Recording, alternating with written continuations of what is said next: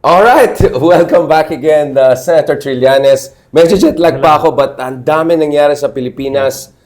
First of all, Senator, bago natin pag-usapan itong kakakaso lang kay Sara Duterte sa Ombudsman, if I'm not mistaken, and then itong mga expose from within the inner circle among others, ano po yung lay of the land ngayon? Safe pa ba si BBM from coup, from destabilization?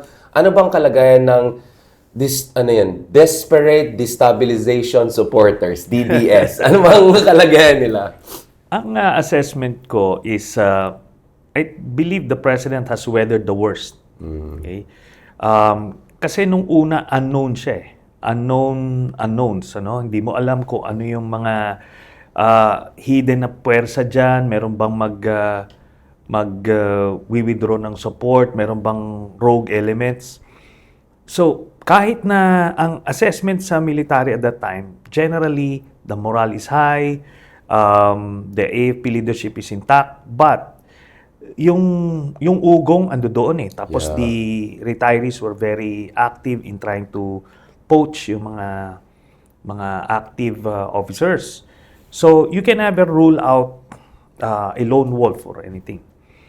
But, nung lumipas, tapos yung isa pa yung INC rally kasi talagang in the lead up to that ine-expect ng mga DDS people na mauupo na si Sara that they will paralyze Metro Manila. Yeah. So nobody doubted the capacity of the INC to mobilize people. In fairness. But it didn't turn out the way the DDS hoped it would turn out.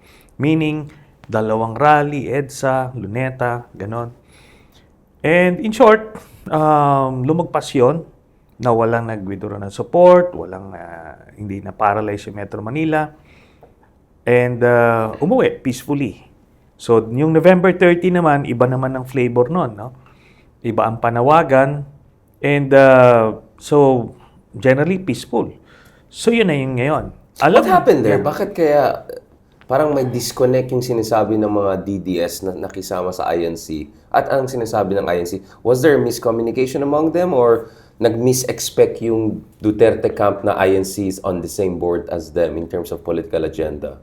Probably nung una, they were on the same page. But merong interventions eh. Right. Di ba? Siyempre, the admin also did some interventions that in a way neutralized yung animosity or at least yung level of involvement ng INC with the Dutertes. So medyo gumitna na after ng mga interventions. Kaya nag-iba. So na-isolate yung mga Duterte camp bigla. Oo, pero hindi rin sila nag-deliver kasi it's supposed to be the EDSA rally. Power, EDSA kasi sa kanila Luneta yung sa INC. On the EDSA side, they didn't deliver yung numbers na siguro iniisip nila, ando doon naman yung INC, let's just pocket the money. Everybody had the same idea, kaya nobody produced the numbers na hinahope nila. So ngayon, wala nangyaring political impasse. Therefore, wala rin nangyaring withdrawal of support. Tapos yung mga retirees nila na maka-Duterte, siguro plinay up din nila ng plinay up yung sentiments within the ranks. Wala na nakuha na So yon. Tapos the President did two critical moves the past few weeks in relation to the AFP. Una, yung dialogue niya with the senior AFP generals and the senior enlisted personnel. Right. Yung mga sergeant majors. Na-appreciate nila yon. Na-address yung yung mga hinaing nila. And as an offshoot of that meeting, in-increase niya yung basic pay ng mga sundalo.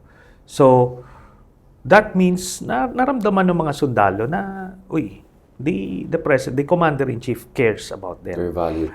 Tapos yung modernization, Dire-diretso lang. dire-diretso, dinagdagan ng pondo. So, importante sila. And while hindi naman nawala yon, yung kumbaga importante naman sila, siguro, na as far as the president is concerned, kaso, mas na-highlight yun. May reassurance. Mas naramdaman nila.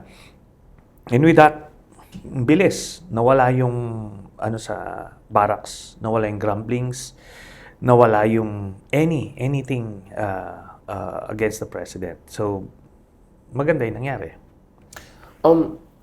Where do you see yung nangyari naman ng protest ng mga progressive centrist forces, let's just call them?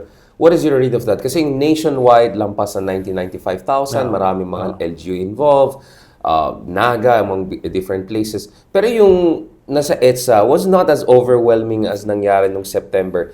Is it because may complacency? Is it because hindi clear yung messaging? Or is it because baka naramdaman ng tao, in fairness, the president maybe is just doing something, let's give it more time, gumagalaw naman ng ICI, baka naman there's no need to come out with anger and rage and potentially aiding yung mga destabilizing elements. What do you think went on there?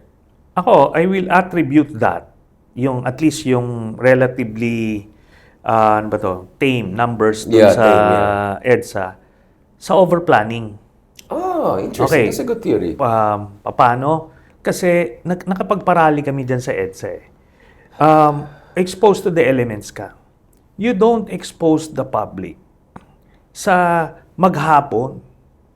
Kailangan kung dadali mo sila dyan, konting konsiderasyon naman yung hindi nagaano, yung palubog na yung araw. Sabihin mo kung ginawa nila ng 4 p.m. yon start, tapos nagsimula yung program ng 4 p.m., tapos by 6 p.m. yun ang mga concert, ang puntahan ng mga tao concentrated. Ito hindi, it was spread From 9. Ang daming program, congested yung schedule.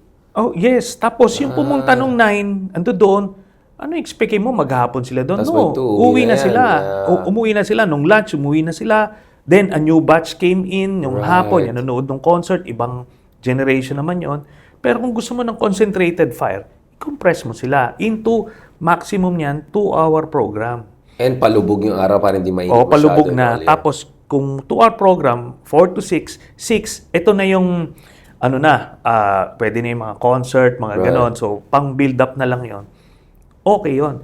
Palagay mo kung kinumpress mo yung mga umattend doon sa rally na yon ng November 30 into a 2-hour program, the whole day, kumbaga yung unique attendees, abot ka rin ng siguro mga 70,000, 80,000. Easily, Oo. Pero di ba, since spread all over the day siya, hindi mo nakita yung concentration. Okay, I'll push you on that, no? Yeah. Real talk natin yan.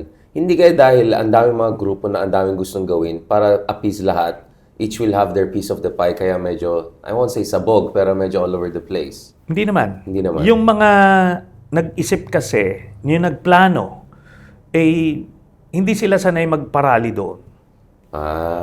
Maaring dapat inisip nila. So, well-intentioned lang talaga. Well-intentioned, but naive. Di ba na akala nila, this will do the trick. Pero kasi sabi ko nga, pag nag-rally ka dyan sa People Power Monument, sa sobrang init dyan, di ba? What do you expect? Ikaw ba? Gusto mo? Would you stay there? Kasi yun yung nangyari nung 21 Talagang buong araw Doon pa ako ng 10 a.m. Pero ano yun? Ang tawag nito, yung spontaneous. Yeah. Grabe pa yung galit nun. Parang yung million people march nun. Yeah. Pero hindi rin. May peak siya, tapos umuwi siya. Pahapon yun. Oh, correct. Ang assembly nun was hapon. Right. It didn't start in the morning. Early in the day, yeah. Pero yun nga, parang iba-iba yung organizers. But I wanna also ask on that before we go to the Dutertes, our favorite topic, obviously, yung mga idol natin, Pillars of Good Governance. Yung award ni Digong, yung Pillars of, parang siya yung Peace Prize ni Trump sa FIFA. may mga ganun may Hall of Fame na ganun. No, but going back to this, Senator, how did you feel yung, parang may, so you had a Miss Universe there, you had my good friend Chris Stander, among others.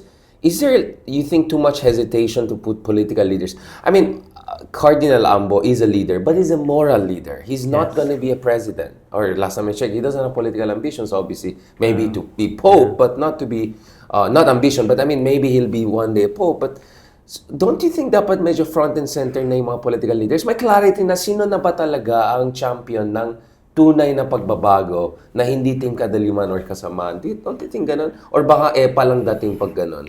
I believe ganun ang consideration. Yung mga politicians na pumunta doon, they knew na dito lang kami sa side, just being counted as a participant. Okay naman na yun. Pero kailangan kasi, there's that consciousness that you only have this window. Yun nga eh. Hindi pwedeng, pagka sinispread mo yon, siyempre, si Cardinal Ambo, sana yan nagsasalita dun sa katedral, nakaupo kayo, correct. May silong, ganon, he can take his time. Pero kung magse-sermon siya sa init na ganon, yung attention would wander elsewhere, it's a different geography. O, ano ka eh, yun dapat ang basic consideration ng organizers. Di ba? Hindi nyo ba naisip yun? Bibilad nyo yung mga tao doon. So, kailangan may konting empathy. Pag pinaplano yan. Talaga, Senator. Pwede ka rin parang team niya pa, eventologist, di ba? Alam mo yung mga event, alam nila anong oras, logistics kasi yan eh. Logistics yan eh. But you'll have to, di ba nag-local ako, nag-rally ako. Alam mo yan. Exactly. Sabi ko, hindi tayo pwede magparally ng ganito. Kailangan palubog yung araw, doon ka nag-rally. Kailangan. So, pagka may araw, ikaw ang iikot, mag-house to house. Correct. Para, ako lang yung may inconvenience. Di ba? Hindi yung tao. Hindi mga tao. Yun yung So, what do you think is, like, it was more of a result of more of the organizational logistics than really a reflection ng sentimiento ng tao. But you will agree that marami din siguro sinasabi nila, hintayin na, let's give the process a chance. Kasi, nakasawa ng Diskaya, we'll talk about the Duterte soon, the ombudsman now, medyo gumagalaw na rin. Do you think there's also the aspect of that? Pwede. But ako nakita ko yun eh. Tapos yung marketing. Right. The marketing, hindi siya ganun ka-viral compared no September 21. Correct. Ito walang pumapasok na ganun. Why? Because masyadong ang sabog eh. Saan ba pupunta? Yung sa alas 9 ba yun? Alas 9? Alas 3? Hindi klaro. Oo, saan yun eh. Iba-iba yung ano. Tapos may mga bandaro na very popular sa mga bata. Hindi nila nakita. Yung Ben and Ben. Oo, so sayang. Yung mga it's over-planning and bad marketing. Oo. Wow, I mean, we should make an eventologist. No, but I know I see your point. Kasi nakita ko naman yung ibang Magdalo organized events. I've attended some of them. I've covered them. People can check that on my vlogs. I know exactly what you're talking about, Senator. But going back to this, Sonny, what about yung criticism na hindi klaro yung messaging ng opposition? Na ano ba talagang gusto nyo? Ayaw ninyang resign, ayaw din yung ginagawa ng ICI, gusto nyo yung rule of law, pero hindi rin kayo happy. Like, do you think there's a little bit of a confusion there? Or it's actually a justified caution given may mga hyenas na vultures na nakapaligid doon? I believe, the message, yun na nga, siguro, because of the bad marketing o bad advertising, hindi nasabi doon yung message. Right. Pero maliwanag doon sa mga speakers na it's a call for accountability. Di ba? Na holistic. Oo. Call for accountability, return ng mga ninakaw, tapos to make sure hindi na ito maulit-ulit. So, panawagan yun sa administration. Para, yun na nga, yun yung hinahanap ng tao eh. Hindi pa naman parang, yung doon kasi sa Luneta, yung resign ganito, resign ganon. Resign all. It doesn't achieve anything eh. It doesn't achieve anything. So, but they did it anyway, di ba? Pero ito, maliwanag, it's a call for accountability. Okay naman sana yun eh. Yun na nga, mas naramdaman yun kung ginano. Maganda yung marketing. So you think it's more like that, which could be corrected, which is something that could be corrected. That's the good news. Yeah, it should be corrected next time. I-compress it i-condense mo yan, tapos talagang compel mo lahat. Palagay ko, makikita talaga nila, marami yon dapat. Doon kasi sa Iglesia Rally, yung kasi, organized yun mobilized yun. Correct. Very well organized. Talagang, they will stay there kasi yun yung discipline nung kanilang Magaling talaga brethren. ang ANC, no? In fairness, they're very well organized. Right. Tsaka disiplinado yung mga tao Correct. In nila fairness. na hindi yung yung iba kasi pag minobilize mo pagkatapos konting dungaw-dungaw diyan babalik na o kaya sisilong. Yung iba nga hindi na bumababa sa bus o sa jeep. Kumaga pagka organizer ka kasi ng mga ganyan events, makikita mo yung mga ganyan iba't ibang yun. Let's talk about the Dutertes. Yes.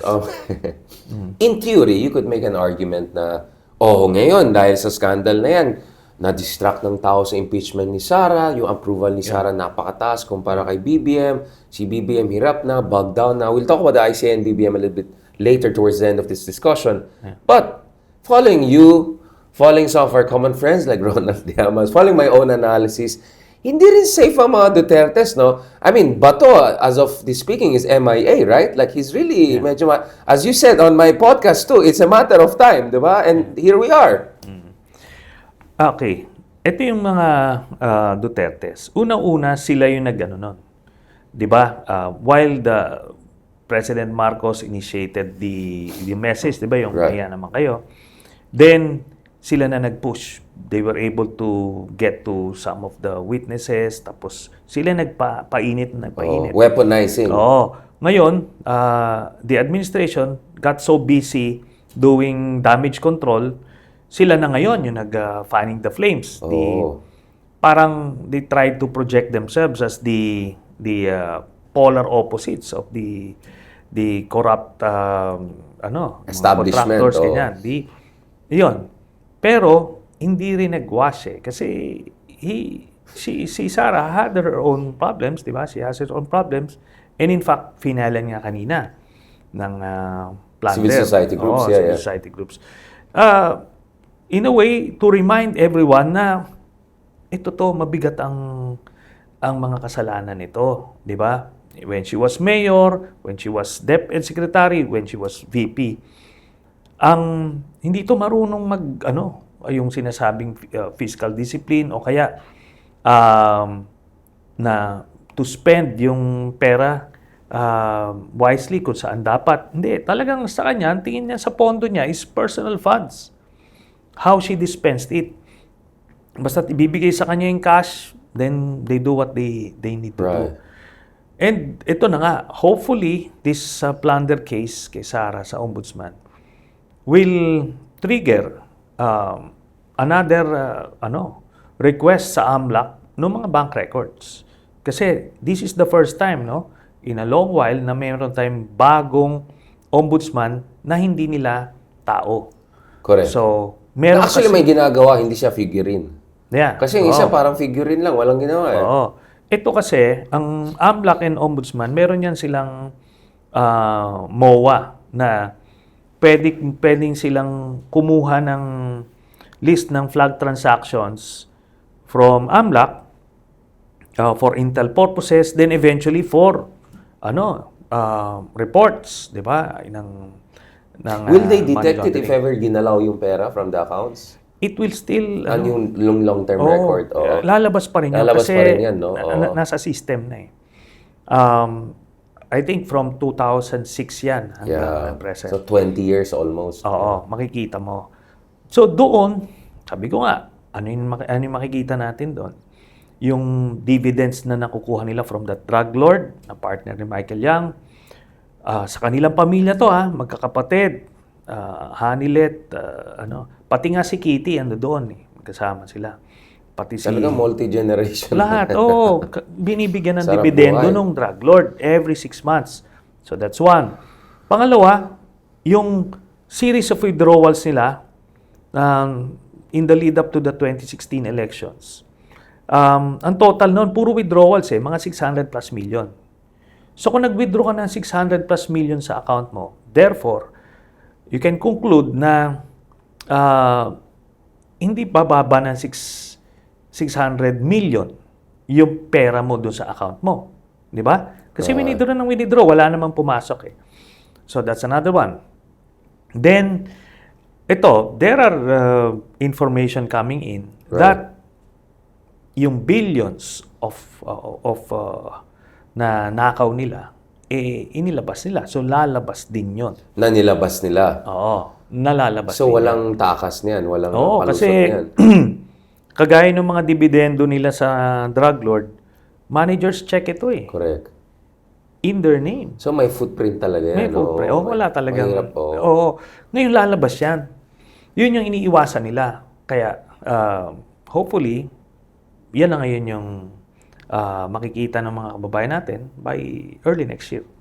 Na yung katotohanan. I mean, where does that leave Digong? Since last time we talked, we predicted na malabo na talaga makaalis si Digong, no? So, what is your expectation with Digong situation? Yun na yan, that's it. Because we just had a ruling the other day, 20 years dun sa isa pang ICC criminal na binigyan na. So this ICC is not messing around. Oo. And kung titignan mo yung evidence yung kinonvict na yun, talagang barya compared to... Exactly, that's what I'm saying. Oo. Ito, ano siya eh. Talagang it was a policy publicly pronounced policy and executed. Anyway, di ba, natuldo ka ng interim release, yung jurisdiction, natuldo ka na rin yan. Ngayon, yung fitness to undergo trial. Ito kasi, regardless of that decision, he remains detained. Hindi sabihin na, kunyari, may cognitive decline, therefore, Pauwiin na yan. pauwiin. No. You will remain in You'll stay detention because you will be periodically assessed. Right. Di ba? Pero even that, I doubt that. I'm most likely, made-deny din yan. So, i-declare nila na fit to undergo trial si Digong. Tapos, by early next year, yung confirmation of charges hearing tutuloy na. So, yun ang ano niya. And ito this may be a quick conviction. Baka before 2028 or thereabouts, makonvict na to. It will not be the usual 3 to 7 years, no? Oo, kasi ito, open and shut case ito eh. So, pag nangyari yan, yun na yun. That's it. Diba? And what about Bato? Is it true that there's the warrant of arrest already? I mean, what do we know so far? Kasi conflicting messages we're getting from the government. Okay. To the degree you can share. Okay, ganun na. Let's just say na I'm not in a position to confirm or deny anything. Okay. Yun na yun. Ito na lang ang goni ni Bato. Sige. Meron siyang nakuhang information, yung in-announce ni Tip Ombudsman off. Rimulya, di ba? Okay. Why would he do that? Why would Ramulya even say that? Like, Well, he has his reasons. He has his reasons. Okay, ando doon yun. Pero on the other hand, sabi ng mga government agencies and the Solicitor General, sabi niya wala namang warrant. Kasi di ba nag-file siya ng TRO? Sabi nung Solgen, premature yung TRO mo kasi wala pa namang warrant. So ano gagawin niya? Di ba to? Pag pumasok siya, pag lumabas siya, di ba, masusubukan kung ano ba? Sino bang nagsasabi dito? Di ba? Ngayon, kung hindi siya pumasok, kung hindi siya pumasok, may magpa-file lang ethics case sa Senado kasi hindi ka pumapasok na wala ka namang warrant. correct. Di ba? Anong ginawa mo? Para saan Pero yung... sinisweldo pa rin siya, di ba? Oh, yes. To be fair kasi, ano pa naman, early days pa naman eh. Pero, kunyari mga 6 months down the road, teka muna, kuha ka na yan. Di ba?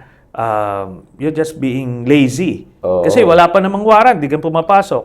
O di, doon na ngayon, itetest. Ano ba to? Baka depressed din siya, parang tatay di ka may testing. So, pagka pina-expel siya, Right. he will not be able to serve out the remainder of his term. By 2028, we can now get a new senator. So, vacant. So 13 na. 13 Oh, na. wow. Kasi kailangan siyempre ng tao, kailangan ng representation. Hindi naman siya namatay, hindi naman siya nagkasakit. Hindi, Talagang ayaw lang niya pumasok. Lagay nung karton, yung parang kay Digong. Hindi ka lang gano'n yung... baka yan ang gusto ng constituency na yung may karton dyan na, Magano tayo dyan, Karton Republic. So, it's not productive naman siya sa Senado, but teka muna, you still have to, yun ang pinangako mo nung kumandidato ka eh. Correct. Tapos di ka papasok. What about Bongo? Where is Bongo in the mix? Should he worry? Si Bongo, mga next year pa yun. But he should worry. Yes. So, i-ready rin niya yung karton niya. And may final naman ako sa Yeah. sa ombudsman. Open and shut case din yun. Di ba? Liwanag eh. Tatay, kapatid yan eh. Pangalan pa niya yung Pangalan yung pa, oo. 7 billion yan. 200 contracts yan. Grabe. Hindi mo sasabihin na, hindi, ano lang yun, tsamba. Hindi, 200 contracts. buhay, no? The most, yan the most number of contracts, even higher than Duterte. nakuha ni Diskaya. So, anyway. Wait, his family has more projects than this guy. Oo. So may point si Diskaya na hindi sila talaga yung pinaka...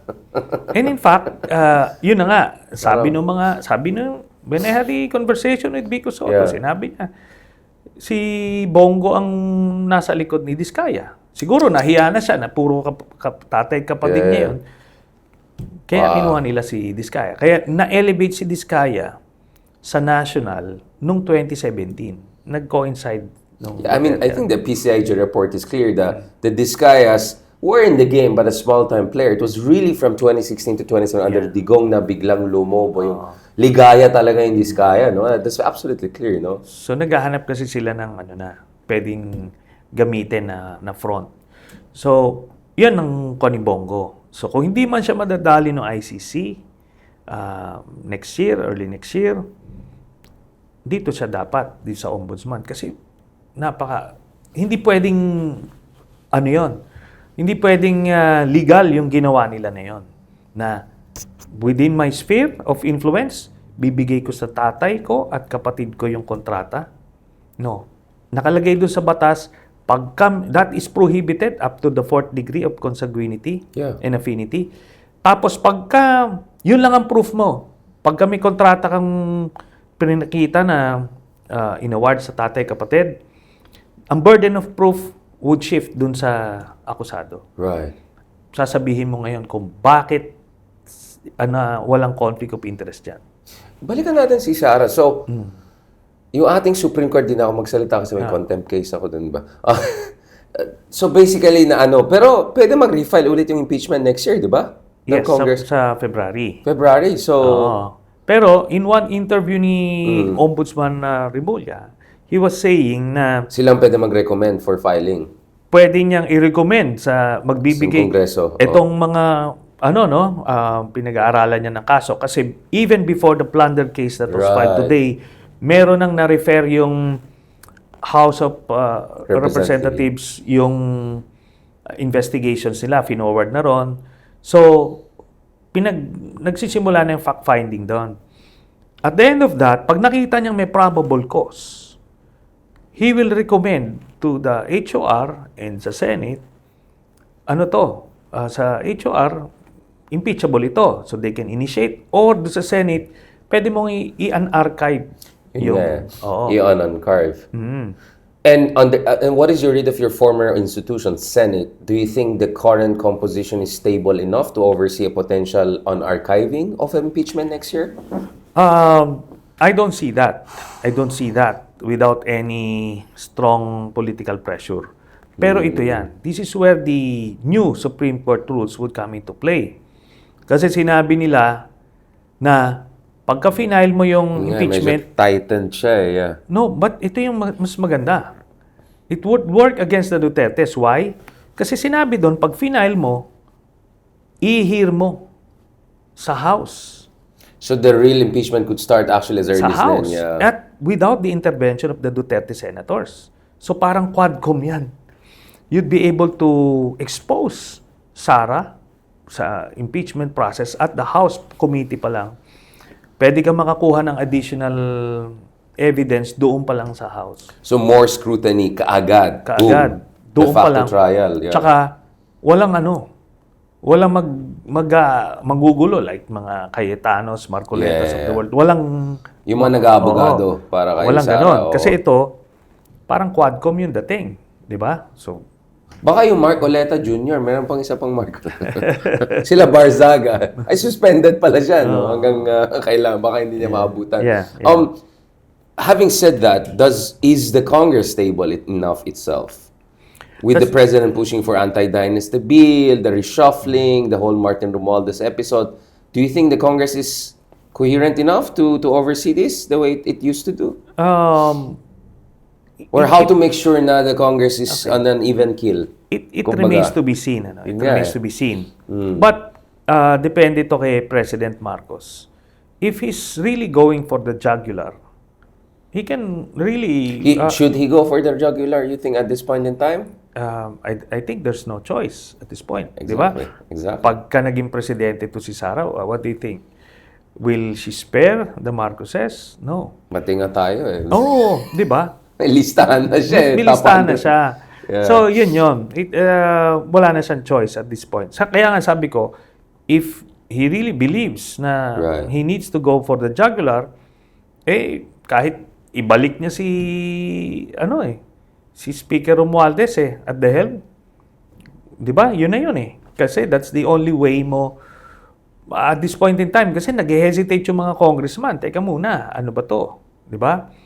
But the evidence on Romualdez was not strong if it's from Zaldico and all, right? I mean, yeah. I don't think that's going to go far, right? In terms of, I mean, I had Justice Scorpio on this show also saying mukhang mahina yung circumstantial, yung accusation kay Martin Romualdez at this point in time. Yun din naman yung sinabi ni Ombudsman Rimulya sa interview niya na wala sa documents, walang direct na testimony. But yun na nga, if he clears it itong the next few months, there's no reason for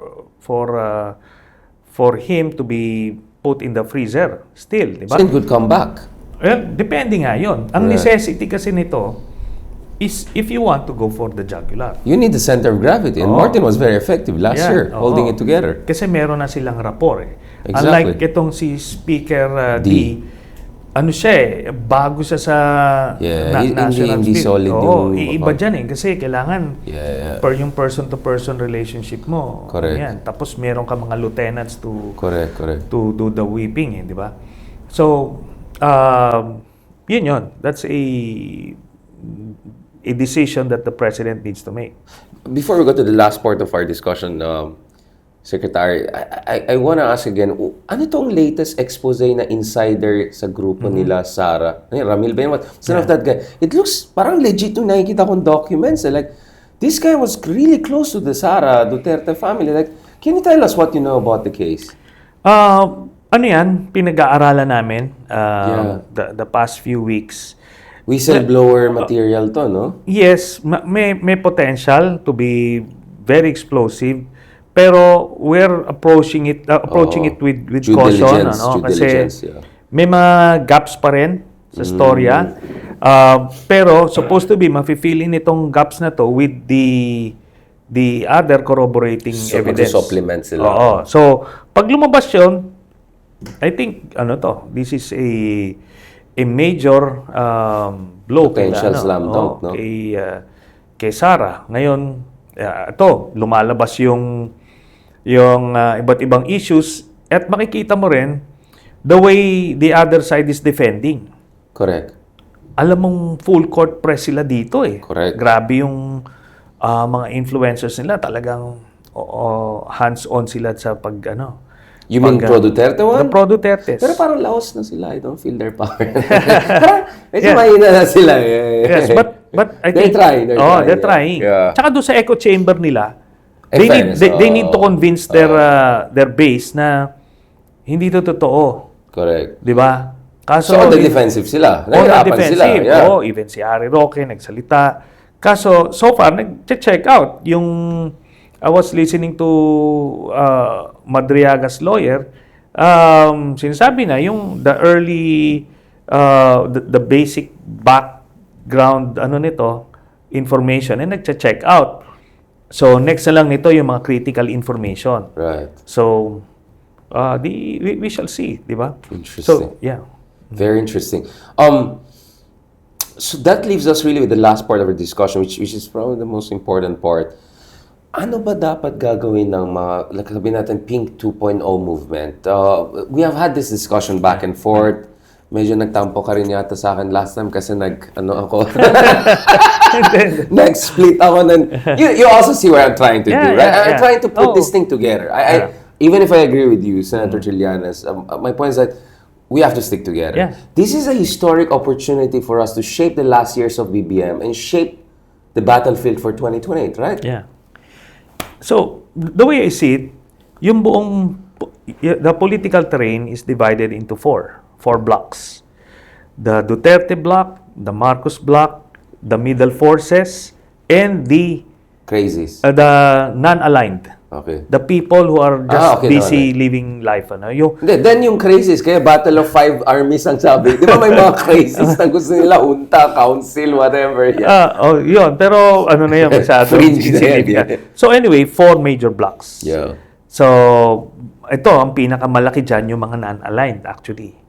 Okay. Yes, they're the majority. Yeah. Tapos itong pag pinagsama mo yung middle forces and the Marcos base, slightly higher siya doon sa Duterte base. So, with that, I think WR Numero and Octa also, no? They had similar numbers also, I saw like that. yes, and we And have, your internal ones, yeah. So, it corroborates. Yeah. It Okay. corroborates. So, ang pinakang ano dito, the Pink should, at least the middle force, the leaders, should embrace the reality that we cannot do this alone. Right. And kaya, the only way for us to make sure na hindi Duterte sa mananalo sa 2028 is unite with the Marcos base. Grand Coalition? Yes, kung ano man, no? Ang bottom line kasi dito is the narrative in 2020 it should be between the Dutertes and the anti-Dutertes. So ganun lang 'yon. Itong what does the Dutertes represent? All the undemocratic practices And in history. unpatriotic too. Yes, There's the unpatriotic. China element. Yeah, so doon 'yon. 'Di ba? Everything na that they represent 'yon, then dito sa kabila. Hindi kaya talagang wala nang puwang yung mga purists. They should be muted on the side kasi hindi talaga. Ngayon, ito naman yung position ko, 'di ba, na you need to have kaya nga hindi ako receptive dun sa mga purist icons kasi nakakawang ka na naman kung matotrouble ka na naman So ang pinakang doon is mababa yung ceiling nila mataas man sila ngayon pero if you're looking for wala silang agglomeration effect. Hindi sila susuportahan ng loyalists. Ng mga Ilocano. So, hindi. masyado malalim yung sugat. They just not vote na tipong I hear Risa when I talk to them. They like Risa. Oo. So, merong ganon. At least si Risa is just focusing on policies, di ba? Running after crooks like Kibuloy, Alice Go. di ba? Alice Go, yung sino yung sa dinagat na senior, something. Right. And even Duterte. Kumbaga, nakafocus siya doon. While, syempre, yung iba, they're not even in the fight. Diba? So, yun ang kuha natin. Yun ang nakikita ko rito. But in terms of messaging, no? Pambait natin pareho. In terms of messaging, is there something to the Bam Aquino way of, okay, let's talk about accountability now, but let's talk about farming, agriculture, education. Should we also have that kind of constructive, concrete? Kasi sabi mo nga, pinakamalaki is non-aligned Yeah. At kung kausapin mo sila, ang concern talaga nila yung pinaka-basic needs Do you think we should, kasi in fairness, that worked for BAM, number 2 siya, that worked for Kiko, number 5 siya. Do you think we should, I know it's Senate, different yung President, but I do believe may point din sila BAM na baka we also want to avoid the too pa-woke or too sanctimonious messaging. I agree, but ito yan. Do you think hindi sasabihin niya nung kabilang side? both sides kung will say those magpapopulist things. ganun din, sa Parehas bagay. May ang point ka sasabihin rin, nila yan. Parehas sasabihin nila yan. Kaya May nga, point ka rin. pero yung base, just like in the US, di ba, yung Democrats, Republicans, it's so polarized. Correct. Ang agawan is the Contentious moderates. issues talaga, yeah. O yung moderates ngayon na nagsiswing eh. Pero yung Republicans and Democrats, hindi mo na sila So how do we get the moderates, the swing voters? Yun na nga. Pagka mas marami kang magi-influence, Right. di ba, mas maraming kukuha sa kabila, makukuha mo yon. Yun na yan. Yung messaging kasi, that's the job of the marketing people, di ba? The comms Right. people. But yung real people na tipong ako, ayoko ng mga Duterte, I will try to influence as many people as I can. I know. Huwag dyan. Ngayon, You if know that from Caloocan, many DDS supported you. Yes. Ngayon, mas marami kayong gumagawa niyan, mas marami kayong makukuha. Ultimately, sabi ko nga, the narrative is the Dutertes versus the anti-Dutertes. Yun ang ultimate narrative na lalabas. Ngayon, yung sasabihin, yung affordability, ngayon ang Yung mga issue, di ba? ganun, yeah. Sasabihin nyo yun. You will need to say the right words. But they'll also say that, Yeah, mag-ano rin sila sa kabila. Just like what happened noong 2022, 'di ba? Ang messaging ni President Marcos is unity. 'Di ba? Yeah. Ano bang message ni Lenny Robredo? 'Di ba? Good governance. Right. Pero ano yung linya? The battle lines were drawn between I see your point. So ganun. Ang point ko is, everyone is gonna dump populists anyway. It's talaga dun sa prinsipyo at saka yung nationalism, dun tayo magkakaroon ng clarity at saka juxtaposition. Super last ito. But in terms of underground warfare, ayoko naman makancel ka. Pero as you know, na persona non grata ako in 7 cities in Mindanao, right? For my Human Development Index comment. How do we reach out to our brothers and sisters in Mindanao? Kasi we have to win some in Mindanao at the end of the day, right? Hindi pwede yung watak-watak yung bansa. We need to win back our brothers and sisters. So ito na nga ang formula. The same merger or coalition na sinasabi ko between the Marcos base and the middle forces. Yeah. Ito ngayon ang magiging ang contribution, ang taya nung Marcos base. Right. Kasi nasa kanila yung machinery. Mga LGUs, very influential yan. So, yun ang makukuha mo. Maybe not, not as yung grassroots, yung base, maaaring hindi. Pero yung mga LGUs, pagka tumaya yan, sa kabila, very influential yan. Yun nga ang naging blunder nito ni Toby Chanco because by his own admission, he did not campaign anymore sa Mindanao. Toby Chanco, why is everyone interviewing him? Last time I checked, he oversaw one of the most failed midterms election campaign. How is he suddenly now the man of exposing and man of accountability? Bakit yung media hindi nagda-double check? Etong tao ay kapalpakan lang ang na-oversee niya. And kamusta yung kanyang constituency in terms of public service and all of that? Yun na nga. He has his own flood control projects. Tapos, hindi naman nangangampanya yan eh. Kasi ang mga Chancos well-established sa Yeah. So, he doesn't have a clue about running a national campaign and true enough, he failed miserably dahil hindi siya nangampanya.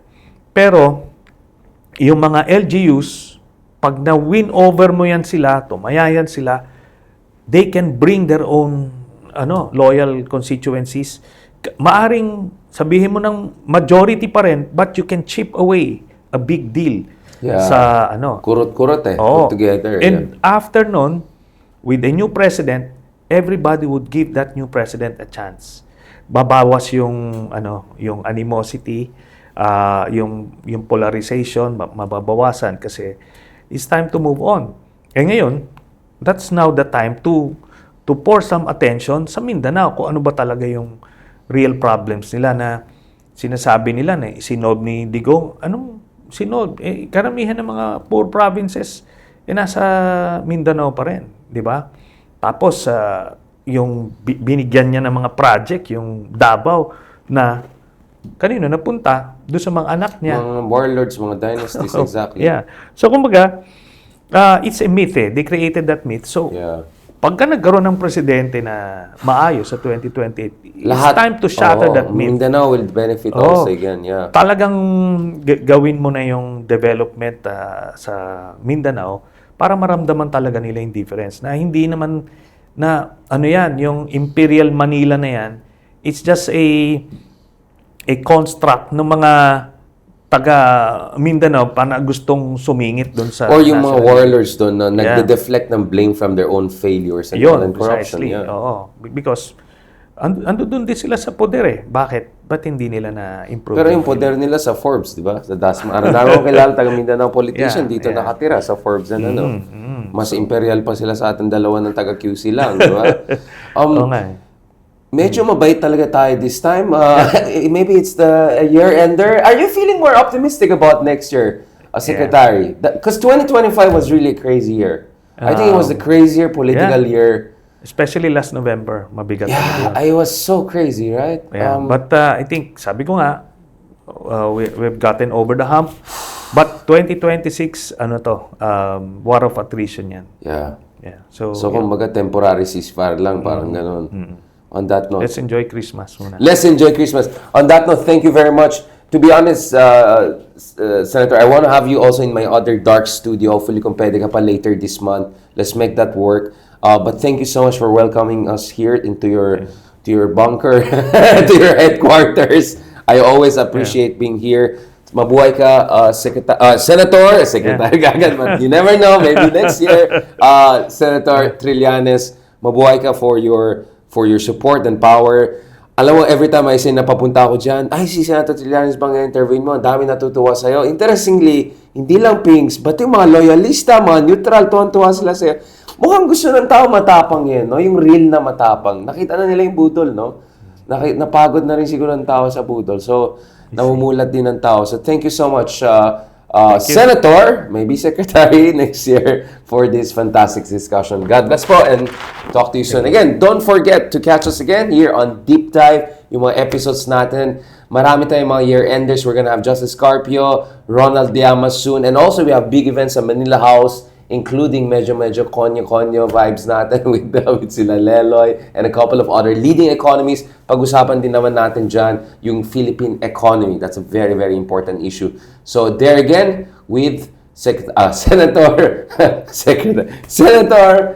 Trillanes. Fantastic episode. Salamat. God bless.